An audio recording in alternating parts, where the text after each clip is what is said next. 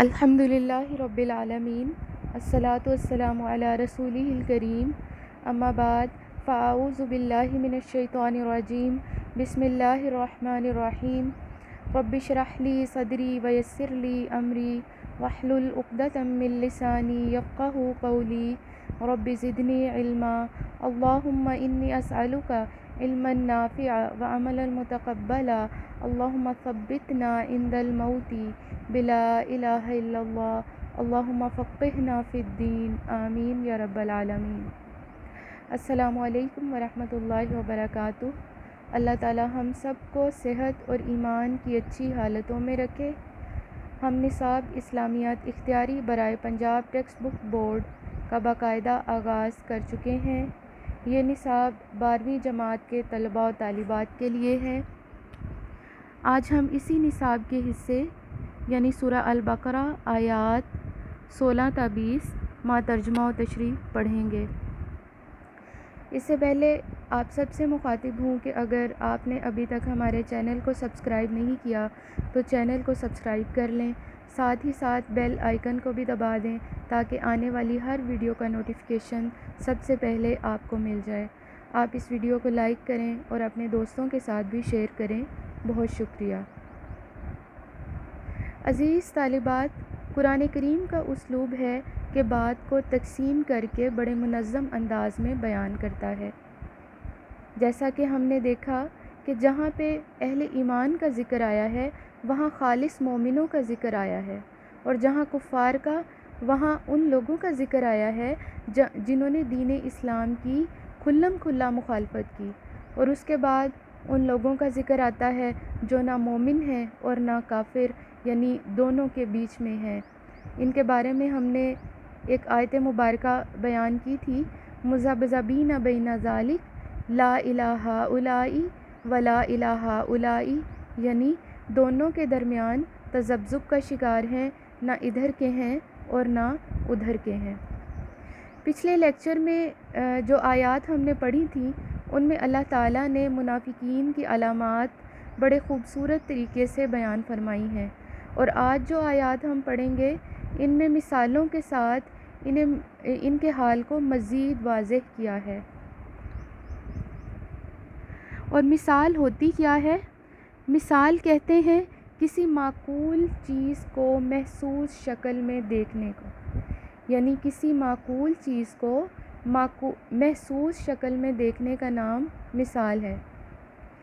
اب just for example, کوئی چیز آپ کے ذہن میں ہے، آپ نے کوئی سٹوری سنی ہے، جب تک آپ نے اس کو سنا ہے، تھیوریٹیکلی آپ نے اسے پڑھا ہے، تو آپ اسے انجوائے تو کریں گے لیکن اس طرح سے انجوائے نہیں کر پائیں گے جس طرح سے مشاہداتی طور پہ آپ کو کوئی چیز دکھائی جائے اور آپ اس سے لطف اٹھا سکیں۔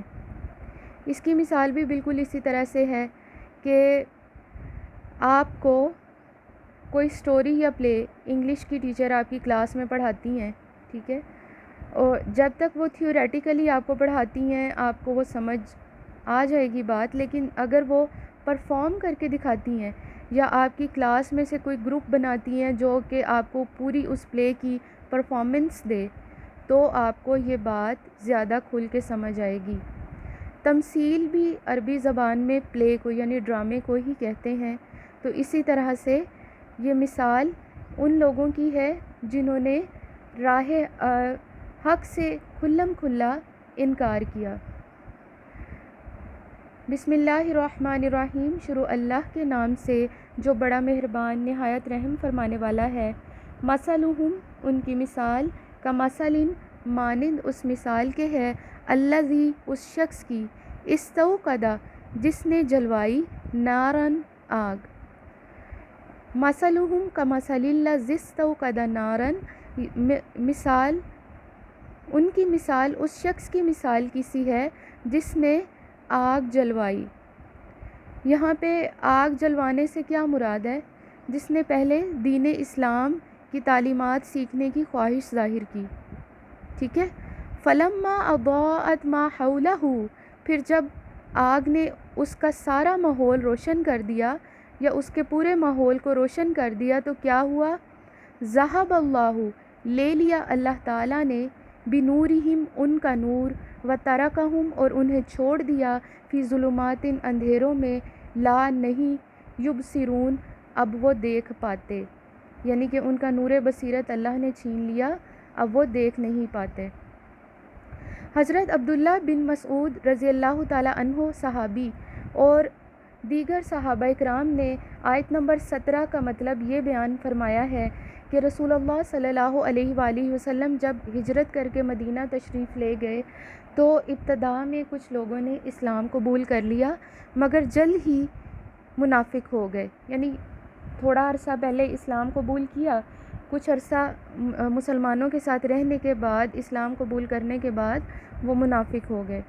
ان کی مثال اس شخص کی سی ہے جس نے آگ روشن کی اور جب اس آگ نے اس کا سارا ماحول روشن کر دیا تو دفعتاً اسے اندھیروں نے آ لیا، حسب سابق وہ اسی طرح کی تاریکیوں میں گر گیا۔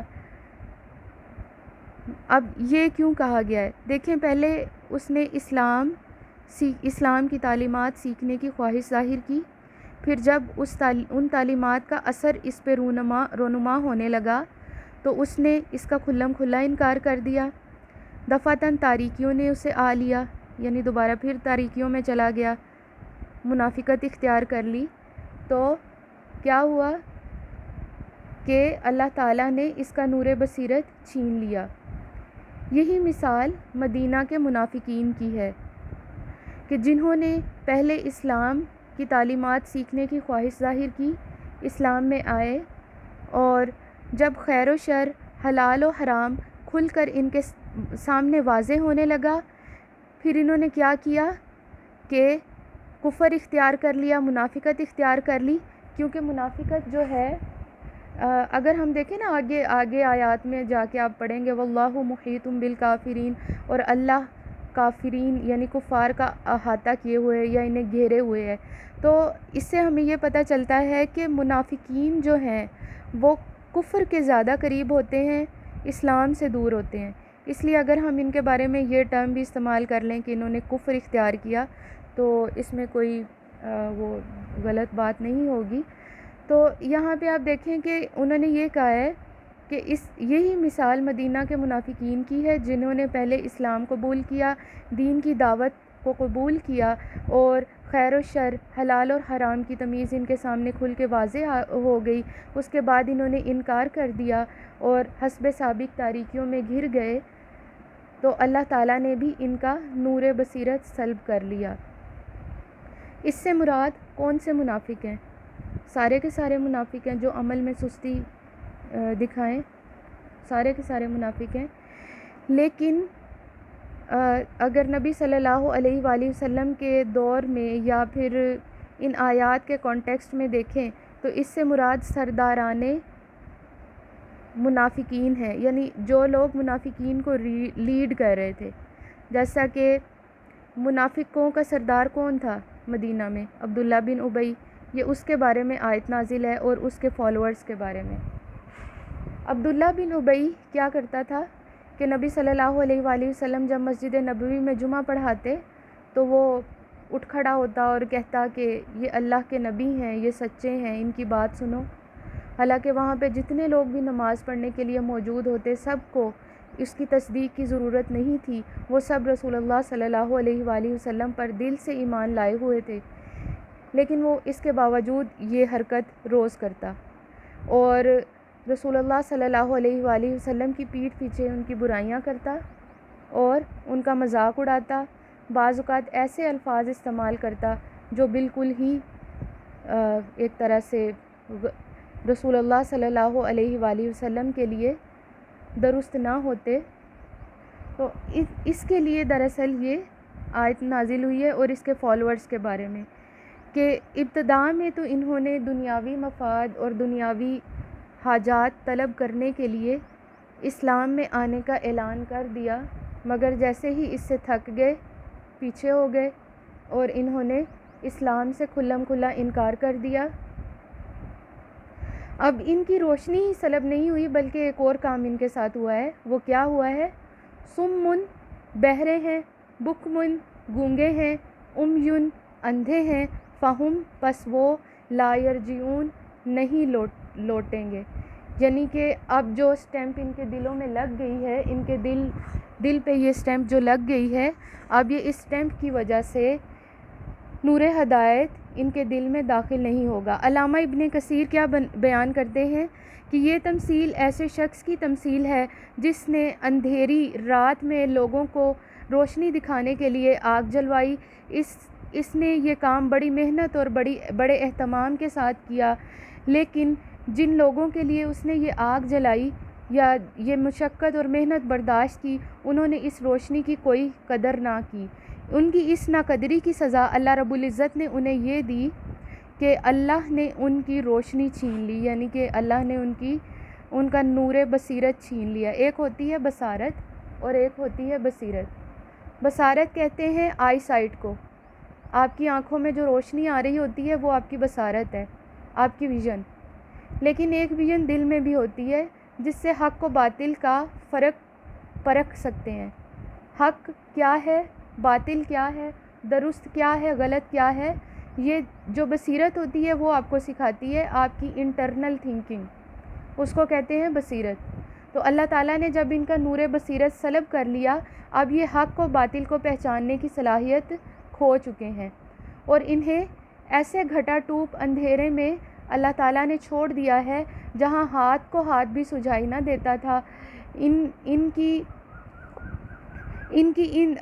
یعنی کہ ایک تو ان کے ساتھ یہ ہوا کہ انہیں گھٹا ٹوپ اندھیروں میں چھوڑ دیا. پھر ان صفات کی وجہ سے جو کہ ان کے اندر منافقانہ صفات پائی جاتی ہیں، یہ صرف اندھیرے میں ہی نہیں انہیں اللہ تعالیٰ نے چھوڑا، بلکہ ایک جو مزید غضبناک ان کے ساتھ معاملہ ہوا وہ یہ ہوا کہ اس کے ساتھ ساتھ یہ گونگے، بہرے اور اندھے ہو گئے. یہ تمام اوصاف بیک وقت ان میں موجود ہیں. اب نہ تو یہ پکارنے والے کی پکار سن سکتے ہیں اور نہ ہی اس کی پکار کا جواب دے سکتے ہیں. ٹھیک ہے، یعنی نہ پکارنے والے کی پکار سن سکتے ہیں، نہ پکارنے والے کی پکار کا جواب دے سکتے ہیں، اور نہ اشارے سے ہی کوئی بات سمجھ میں آ سکتی ہے ان کو. یہ ایسا کیوں ہوتا ہے؟ یہ اللہ تعالیٰ کی ناراضگی کی ایک علامت ہے. وہ شخص جو اسلام لا کر دائرہ اسلام میں آ کر کفر کی طرف پلٹ جائے تو اللہ تعالیٰ ان کے ساتھ ایسا ہی سلوک کرتے ہیں جیسا منافقین کے ساتھ کیا ہے. اس وجہ سے اس بات کا کوئی امکان نہیں ہے کہ جس راہ پر اب یہ چل پڑے ہیں اس راہ سے ان کی کوئی واپسی ممکن ہو سکے. دیکھیں، علامہ ابن کثیر نے یہاں بہت خوبصورتی سے منافقین کے بارے میں ہمیں بات سمجھائی ہے کہ جو شخص دائرہ اپنے لیے ایک بار کفر یا منافقت کی راہ کا انتخاب کر لے تو اس کی واپسی ممکن نہیں رہتی. اسی طرح سورہ منافقون کی آیت نمبر 3 میں ارشاد باری تعالیٰ ہے ذالک بأنہم آمنوا ثم کفروا فطبع علی قلوبہم فہم لا یفقہون. یہ کیوں ہوا، کس وجہ سے ہوا؟ ایسا اس لیے ہوا کہ پہلے یہ لوگ ایمان لائے، پھر انہوں نے کفر اختیار کیا، پھر اللہ تعالیٰ نے ان کے دلوں پر مہر لگا دی. کس وجہ سے مہر لگا دی؟ ان کی کارستانیوں کی وجہ سے. فہم لا یفقہون، لہٰذا اب یہ نہیں سمجھیں گے. اسی طرح سورہ صف میں ارشاد باری تعالیٰ ہے فلما زاغوا ازاغ اللہ قلوبہم، پس جب انہوں نے ٹیڑھ اختیار کی تو اللہ نے ان کے دلوں کو مزید ٹیڑھا کر دیا. جیسا کہ انہوں نے ٹیڑھ کیا اختیار کی تھی، یہ خود کو بڑے سمارٹ لوگ سمجھتے تھے. یہ سمجھتے تھے کہ ہم دونوں طرف سے فائدے اٹھائیں گے، اہل ایمان کے ساتھ بھی ہم رہیں گے تو اہل ایمان کی باتیں سنیں گے. ان کا جو مال غنیمت جو جنگ بدر سے انہیں ملا تھا، جنگ بدر میں جو شاندار کامیابی حاصل کرنے کے بعد انہیں مال غنیمت ملا تھا، اس میں سے انہیں حصہ ملے گا، یا پھر جتنی کامیابیاں مسلمانوں کو حاصل ہوں گی ان میں سے انہیں حصہ حاصل ہوگا، حصہ ملے گا انہیں. یہ سارے لالچ، دنیاوی حرص و لالچ ان کے اندر موجود تھے، جن کی وجہ سے یہ بڑے سمارٹ بنتے تھے کہ ہم دونوں طرف سے فائدے اٹھائیں گے. کافروں کے پاس جائیں گے تو انہیں کہیں گے ہم تمہارے ساتھ ہیں، ہم اہل ایمان کے ساتھ مذاق کر رہے ہیں. پیچھے ہم نے پڑھا تھا نا کہ جب ان سے کہا جاتا ہے وَإِذَا قِيلَ لَهُمْ آمِنُوا، اور جب ان سے کہا جاتا ہے کہ ایمان لاؤ، کما آمن الناس، جیسا کہ ایمان لائے لوگ، یعنی صحابہ کرام اور رسول اللہ صلی اللہ علیہ وسلم. قالوا، تو کہتے ہیں، انؤمن، کیا ہم ایمان لائیں، کما آمن السفہاء، جیسا کہ بے وقوف لوگ ایمان لائے. انؤمن یہاں پہ جو میں نے آپ کو بتایا تھا، یہاں پہ جو حمزہ ہے وہ سوالیہ کے طور پہ استعمال نہیں ہوا بلکہ تحقیر کے طور پہ استعمال ہوا ہے، یعنی وہ صحابہ کرام اور رسول اللہ صلی اللہ علیہ وآلہ وسلم کو حقارت کی نظر سے دیکھ رہے ہیں، اور وہ یہ کہتے ہیں کہ کیا ہم ان بے وقوفوں کی طرح ایمان لائیں، یعنی نعوذ باللہ وہ ان کو بے وقوف کہتے ہیں. اور اللہ تعالیٰ نے انہیں اس کی سزا کیا دی کہ اللہ نے ان کا نور بصیرت چھین لیا. اللہ نے کہا چلو ٹھیک ہے، تمہارے نزدیک دنیاوی فائدہ ہی سب کچھ ہے نا، اب تم دنیا حاصل کرو، آخرت میں تمہارے لیے اس کا کوئی بھی اجر نہیں ہے. اور خاص طور پہ جب انسان بہت زیادہ اہل اسلام اور اللہ تعالیٰ کے دوستوں کو تنگ کرتا ہے تو اللہ تعالیٰ اسے دنیا میں بھی رسوا کر دیتا ہے اور آخرت میں بھی خواری اس کے مقدر میں لکھ دیتا ہے. آگے چلتے ہیں. آیات نمبر 19 اور 20، اس میں کیا ہے؟ او یا کصیب، مانند تیز بارش کے، او کصیب من السماء. اچھا، اب یہاں پہ دو مثالیں تو پہلے بیان کی نا، اب یہ اگلی مثال جو ہے یہ کہا ہے کہ یا ان کی مثال تیز بارش کی طرح سے ہے، من السماء، جو آسمان سے آتی ہے. تیز بارش سیب کہتے ہیں ایسی بارش کو جو تیز اور کنٹینیوسلی آئے، جس میں ہوا کے رخ سے وہ بدلے نہ بلکہ آسمان سے لے کر زمین میں کنٹینیوسلی تیز وہ برسے. ٹھیک ہے، تو سیب ایسی بارش کو کہتے ہیں. تو یہاں پہ یہ کہا گیا ہے او یا کصیب، تیز بارش کی طرح، من السماء، جو آسمان سے آتی ہے، فیہ، اس میں، ظلمات، اندھیرے ہیں، ورعد، اور کڑک ہے، وبرق، اور بجلی ہے. اب یہاں پہ ذرا اس چیز کو سمجھیں. ایک تو یہ کہ یہ جو آیت مبارکہ ہے اس کا یہ کس کانٹیکسٹ میں نازل ہوئی، پہلے ہم یہ دیکھ لیتے ہیں.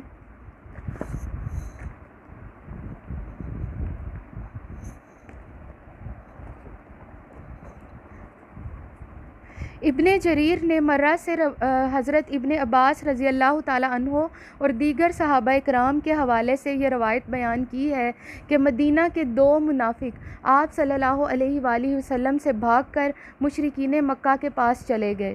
ٹھیک ہے، راستے میں انہیں تیز بارش نے آ لیا جس کا ذکر ان آیات میں اللہ رب العزت نے بیان فرمایا ہے.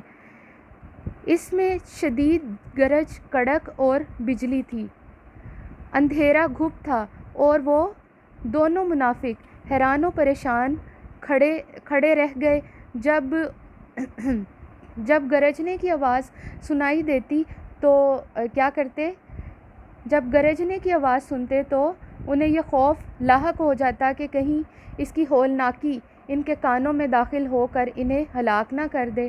ٹھیک ہے، اور پھر وہ کیا کرتے؟ جب انہیں تھوڑی سی روشنی دکھائی دیتی تو اس روشنی میں چند قدم چل لیتے اور پھر کھڑے ہو جاتے. پھر کیا ہوتا؟ پھر انہوں نے آخرکار کیا سوچا کہ اے کاش جلدی سے صبح ہو جائے اور ہم رسول اللہ صلی اللہ علیہ وآلہ وسلم کی خدمت میں حاضر ہو کر اپنا ہاتھ ان کے ہاتھوں میں دے دیں، یعنی ان سے بیعت کر لیں. پھر جب صبح ہوئی اور وہ رسول اللہ صلی اللہ علیہ وآلہ وسلم کی خدمت اقدس میں حاضر ہوئے اور اس کے بعد انہوں نے اسلام قبول کر لیا اور پھر بعد میں اچھے اور سچے مسلمان کی حیثیت سے وہ مسلمانوں کے ساتھ رہے. اللہ تعالیٰ نے ان دونوں منافقوں کی مثال کو پورے مدینہ کے منافقوں کے لیے ضرب المثل بنا دیا، یعنی کہ ان دونوں منافقوں کو ان کی اگزامپل کو پورے مدینہ کے منافقوں کے لیے ضرب المثل یعنی مثال بنا دیا. اس سے ہمیں کیا پتہ چلتا ہے کہ جو راہ حق سے بھاگتا ہے اس کا کیا انجام ہوتا ہے، وہ ہم نے دیکھ لیا. اب ذرا اس کو دوسری طرح سے سمجھتے ہیں. او کا سیجبن، او یا کا سیجبن مانند اس بارش کے، من السمائی جو آسمان سے آتی ہے، فیہ اس میں ظلماتن اندھیرے ہیں، ورعدن اور کڑک ہے، وبرقن اور بجلی ہے، یجعلون وہ ڈال لیتے ہیں، اصابعہم اپنی انگلیوں کو، فی آذانہم اپنے کانوں میں، من الصواعق کڑاکوں سے، حذر الموت موت کے ڈر سے، واللہ محیط بالکافرین اور اللہ کافروں کو گھیرے ہوئے ہے، اور اللہ کافروں کا احاطہ کیے ہوئے ہے۔ اب ذرا اس کو سمجھتے ہیں کہ ون بائی ون کیا چیز آئی ہے۔ او کا سیب من السمائی، یا اس کی مثال اس تیز بارش کی طرح ہے جو آسمان سے آتی ہے، اس سے مراد ہے وحی الہی، ٹھیک ہے، وحی الہی اس سے مراد ہے۔ ہمارے یہ جو ایک پہلے تو آپ کو وہ چیز بتائی جو اس کے کانٹیکسٹ میں آئی، جس طرح سے وہ یہ آیات نازل ہوئیں۔ اب یہ وحی الہی، ٹھیک ہے، جو اللہ تعالیٰ آیات ہمارے لیے نازل فرماتے رہے ہیں، فیہ ظلمات جس میں اندھیرے ہیں، اندھیرے مطلب ڈرانے والی آیات، وعید عذاب سے ریلیٹڈ جو خبردار کیا جاتا ہے جن آیات میں، ان آیات کے بارے میں بات کی جا رہی ہے، ورعدن اور کڑک، فیہ ظلمات ورعدن، اس میں دونوں یہی چیزیں آئیں گی کہ وعید والی اور ڈرانے والی آیات، وبرقن اور بجلی، یعنی وعید، امید، عذاب، خوشخبری والی ہر طرح کی آیات جو ہیں الگ کھل کھل کر ہمارے سامنے آ رہی ہیں۔ تو منافقین کیا کرتے ہیں؟ جو لوگ ان آیات سے فائدہ نہیں اٹھانا چاہتے یا جو لوگ ان آیات پہ عمل نہیں کرنا چاہتے، وہ کیا کرتے ہیں؟ یجعلون ڈال لیتے ہیں، اصابعہم اپنی انگلیوں کو، فی آذانہم اپنے کانوں میں۔ کیوں ڈال لیتے ہیں؟ کیونکہ یہ دنیاوی مفاد پرستی ہی ان کے لیے سب کچھ ہے، اور آخرت یا اللہ تعالیٰ کے بتائے ہوئے عقیدہ آخرت پر عمل کرنا، عقیدہ آخرت کے احکامات جو ہیں انہیں تسلیم کرنا، یا پھر اللہ تعالیٰ کی بتائی ہوئی آیات اور اللہ تعالیٰ کے بتائے ہوئے احکامات کے لیے سر تسلیم خم کرنا انہیں مشکل لگتا ہے، اس لیے یہ کہتے ہیں کہ اپنے کانوں میں انگلیاں ڈال لیتے ہیں کہ ہمیں کوئی بات سنائی ہی نہ دے۔ یا پھر اس کا مطلب یہ بھی ہو سکتا ہے کہ منافقین اس بات سے بھی ڈرتے تھے کہ یہ آیات، یعنی اہل مدینہ میں جو منافقین موجود تھے، وہ لوگ اس بات سے ڈرتے تھے کہ کہیں یہ آیات ہمارے بارے میں نازل نہ ہو جائیں، یعنی وہ جیسے کہتے ہیں نا چور کی داڑھی میں تمکا، غلطی کر رہے ہیں لیکن اس کے باوجود وہ کیا کہہ رہے ہیں؟ ڈر بھی رہے ہیں۔ وہ یہ کہتے ہیں کہ کہیں یہ ہمارے بارے میں تو نہیں کہا جا رہا، ڈر رہے ہیں، ٹھیک ہے۔ تو وہ اسی چیز سے بچنے کے لیے یا خوف اور ڈر سے انگلیاں اپنے کانوں میں ٹھونس لیتے ہیں، فی آذانہم من الصواعق کڑاکوں کے ڈر سے۔ یہاں کڑاکوں سے مراد مفسرین کرام یہ بیان کرتے ہیں کہ ان کے دل میں چھپا ہوا خوف تھا، جس کی وجہ سے یہ کہتے ہیں کہ ہم یعنی ان کے کانوں میں وہ آیات نہ پڑیں جن میں ان کا حال بیان کیا جا رہا ہو، کیونکہ انہیں محسوس تو ہو گیا تھا کہ اب ان کا حال جو ہے، منافقین کا حال وحی کے ذریعے رسول اللہ صلی اللہ علیہ وآلہ وسلم پہ نازل ہو رہا ہے، اور مسلمانوں کو انفارم کیا جا رہا ہے ان کی حرکتوں کے بارے میں، حذر الموت موت کے ڈر سے۔ اس طرح کے لوگ موت سے بھی بہت ڈرتے ہوتے ہیں، وہ کہتے ہیں کہ کہیں ہم مر نہ جائیں یا یعنی کہ ہماری پکڑ نہ ہو جائے، اور مومن جو ہے اسے اللہ تعالیٰ سے ملاقات کرنے کا شوق ہوتا ہے، اس لیے وہ موت سے نہیں ڈرتا ہوتا۔ تو اس میں اس طرح بھی ڈفرینس آتا ہے۔ واللہ محیط بالکافرین، اور اللہ کافروں کا احاطہ کیے ہوئے ہے، یا اللہ کافروں کو گھیرے ہوئے ہے۔ یکادو قریب ہے، البرق بجلی، یخطف اچک لے جائے، ابصارہم ان کی نگاہوں کو، قریب ہے کہ بجلی ان کی نگاہوں کو اچک لے جائے۔ یہ جو حرکتیں یہ کر رہے ہیں نا، ان کی حرکتوں کی وجہ سے یہ بھی ہو سکتا ہے کہ اللہ تعالیٰ ان کی نگاہیں ہی چھین لے، اللہ ان سے دیکھنے کی صلاحیت سلب کر لے، پھر کیا کریں گے یہ، ٹھیک ہے۔ تو لیکن اللہ نے ایسا نہیں کیا، اللہ نے منافقین کی اس مثال کو تمام لوگوں کے لیے ضرب المثل بنایا، تاکہ سب لوگ ہدایت حاصل کریں۔ کلما اضاء لهم مشوا فیہ، کلما جب کبھی اضاء روشنی ہوتی ہے یا روشنی کی جاتی ہے، لہم ان کے لیے، مشوا تو وہ چل پڑتے ہیں، فیہ اس میں، یعنی جب ان کے لیے تھوڑی سی روشنی کی جاتی ہے تو وہ چند قدم اس میں چل پڑتے ہیں۔ وَإِذَا أَظْلَمَ، اور جب اندھیرا کیا جاتا ہے، علیہم ان پر، قاموا تو کھڑے ہو جاتے ہیں۔ وَلَوْ شَاءَ اللَّهُ، اور اگر چاہے اللہ، لا ذہب تو البتہ ضرور چھین لے جائے، لذہب البتہ ضرور چھین لے جائے، بسمعہم ان کی سماعتیں، وابصارہم اور ان کی بصارتیں، یعنی کہ ان کی سننے کی اور دیکھنے کی صلاحیت جو ہے اللہ چاہے تو ضرور چھین لے جائے۔ ان اللہ علی کل شیء قدیر، بے شک اللہ تعالیٰ ہر شے پر قادر ہے۔ اچھا، اب ہم یہ آیات تو پڑھ چکے، اب ہم یہ دیکھتے ہیں کہ ان سے ہمارے لیے کیا سبق نکلتا ہے۔ نمبر 1 یہ کہ اللہ رب العزت ہدایت صرف اس شخص کو عطا فرماتے ہیں جو اس کا طلبگار ہو، یعنی ایسا نہیں ہوتا کہ اگر کوئی بظاہر دین اسلام کا اقرار کر دے مگر دل اس کی گواہی نہ دے تو اس کی دعوت ناقابل قبول ہوگی، بلکہ بعض روایات میں یہ آتا ہے کہ جن کے ساتھ اس کا دل ہوگا یا دل میں بظاہر ہو سکتا ہے کہ وہ مسلمانوں کے ساتھ دنیا میں رہے، مسلمانوں میں شادی کرے، مسلمانوں میں اٹھے بیٹھے اور اس کا نام مسلمانوں میں لکھوایا جا سکے، لکھا جائے، لیکن جب وہ مر جائے گا، اللہ رب العزت چونکہ دلوں کے حال سے واقف ہے تو اللہ تعالیٰ اسے انہی لوگوں کے ساتھ اٹھائیں گے، انہی لوگوں کے ساتھ اللہ تعالیٰ زندہ کریں گے جن کے وہ ساتھ دنیا میں رہنا چاہتا تھا یا جن کے ساتھ رہنے کی دنیا میں خواہش کرتا تھا۔ ٹھیک ہو گیا؟ اس لیے ہمیں یہ پتہ چلا کہ ہمیں خود کو چیک کرنا ہے، ہمیں اپنا محاسبہ کرنا ہے کہ اگر ہم میں نفاق کی کوئی بھی علامت پائی جاتی ہے تو ہمیں اللہ رب العزت سے توبہ کرنی ہے اور ہمیں اب اس نفاق کی علامت کو ختم کرنا ہے۔ آج کے لیے صرف اتنا ہی۔ گفتگو میں اگر مجھ سے کوئی غلطی ہوئی ہو تو اللہ کی بارگاہ میں توبہ کرتی ہوں۔